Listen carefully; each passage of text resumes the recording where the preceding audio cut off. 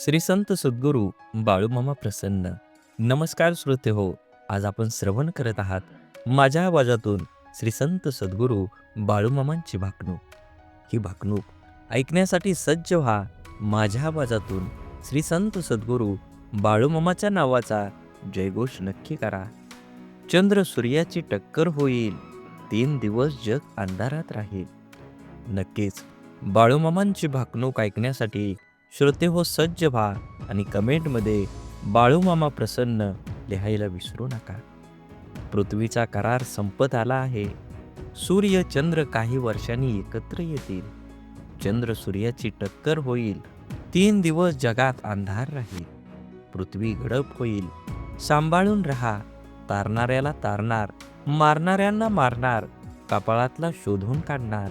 शिक्षा होणार, ज्याच्या अंगी भक्ती तो सुखाने खाणार. बाळूमामांच्या आदमापूर प्रति पंढरपूर होईल. बाळू धनगराचा राजवाडा पाहायला जग दुनियेतील लोक येतील. भारत पाकिस्तानाच्या सीमेवर छुपे युद्ध राहील. चीनचा भारतावर हल्ला होईल. कोरिया चीन देश या जगासाठी क्लेशदायक ठरतील. भारतावर आक्रमण करतील. भारतीय सैनिक हल्ले परतवून लावतील. विजयाची पताका फडकवतील. तिरंगा ध्वज आनंदात राहील. अनेक देश हिंदू धर्माची स्थापना करतील. हिंदू संस्कृतीचा स्वीकार करतील. हिंदू धर्माला चांगले दिवस येतील. भारत देश हिंदू राष्ट्र होईल.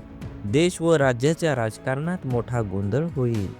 राजकारणी नेते मंडळी त्या पक्षातून त्या पक्षात कोलांट्या उड्या मारतील. राजकारणी सत्ता संपत्तीच्या मागे लागतील. सत्तेच्या बाजारात राजकीय नेते विकत मिळतील. पक्षनिष्ठा घाण ठेवतील. राजकारणात पैसे न खाणारा राजकीय नेता सापडणार नाही. दिल्लीतल्या गादीसाठी मोठी चढाओढ लागेल. राज्याच्या राजकारणात गोंधळ होईल. सत्तेचे सिंहासन डळमळीत राहील. राजकारणात लोक देवा धर्माला विसरून जातील. भ्रष्टाचार उदंड होईल. नेते मंडळी तुरुंगात जातील. महाराष्ट्राच्या राजकारणात उलथापालथ होईल. सीमा भागात मोठा गोंधळ होईल. गुंडांची राजे येतील. जातीवाचक राजकारणाला ऊत येईल. जगात डोंगरा एवढं पाप वाढलं आहे. दोऱ्या एवढं पुण्य शिल्लक आहे. कोल्हापूरच्या देवीला स्वप्न पडलंय. तिच्या डोळ्यातून रात्री पाणी येतंय. साताऱ्याच्या गादीवर फुलं पडतील. सत्यानं वागा, गर्वानं वागलात तर फसाल. वारा वाळवंट उदंड होईल. काळ्या खडकाच्या लाया होतील. विजेनं मोठं नुकसान होईल. बाळूमामा यांच्या बकऱ्यांच्या कळपात मेंढींच्या पोटी मुलगा जन्माला येईल. दुनियेत नवल होईल. तरुण पिढी वन मार्गाला लागेल. रेल्वे मोटाराचा मोठा अपघात होईल. नीतिमत्ता बाळगा. 5 बोटाने धर्म करा. धर्माची बाजू पुढे न्या. सोन्याचं भाव तेजीत राहील. 3 महिन्याचं धान्य पिकेल. खरीप बहुत होईल. तांबडं रास मध्यंतरी पांढरं धान्य उदंड पिकेल. गावाची पेंडी मध्यम राहील. धन्य धान्य दारात, वैरण घरात ठेवाल. धान्य महागेल. जगणं मुश्किल होईल. ज्याच्या घरी धान्य तो शाना होईल. तांब लोकांड मोलाचं होईल. शेतीचा भाव वाढत जाईल.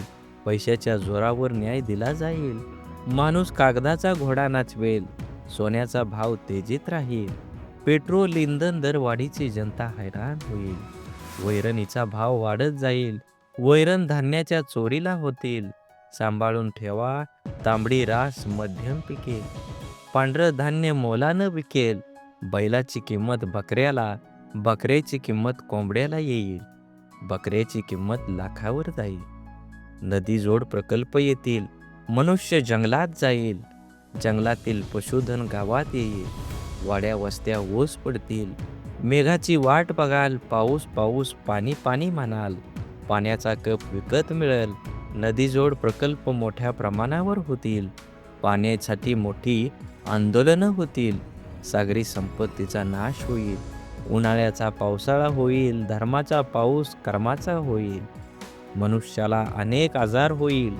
डॉक्टर हात टेकतील. मनुष्याला बुद्धी जास्त, आयुष्य कमी होईल. विज्ञानाची प्रगती माणसाला घातक ठरेल. विज्ञानाच्या प्रगतीमुळे मनुष्य परावलंबी होईल. आगामी काळात पृथ्वी सोडून मनुष्य पर घरावर जाईल. आदमापूर ही पुण्यभूमी होईल. बाळूमामा शेष नागाचा अवतार आहे. या गावात मी निशाण रोवलं, माझं ठाण मांडलं. बाळूमामांचा त्रिभुवनात जय जयकार होईल. आदमापूर बाळूमामाची पवित्र भूमी आहे, पुण्यभूमी आहे. या गावाचा महिमा जगात वाढेल. एकीने वागा राजकारण आणशिला, करशिला तर माझ्याशी गाठ आहे. पिवळ्या भस्माचा महिमा आगाध राहील. भगवा झेंडा राज्य करेल, मिरवेल. छत्रपती शिवाजी महाराज पुन्हा जन्माला येतील. आदमापूरवर माझा कायम आशीर्वाद राहील. बोला बोला बाळूमामांच्या नावाचा जय जयकार. बाळूमामांच्या नावाचा विजय असो. बाळूमामांच्या नावाचा विजय असो. झाडे लावा, झाडे जगवा, माती वाचवा, पाणी वाचवा. सेव अर्थ आणि मनात देवाबद्दल आणि माझ्या मामाबद्दल भाव असेल तर नक्कीच व्हिडिओला लाईक करा.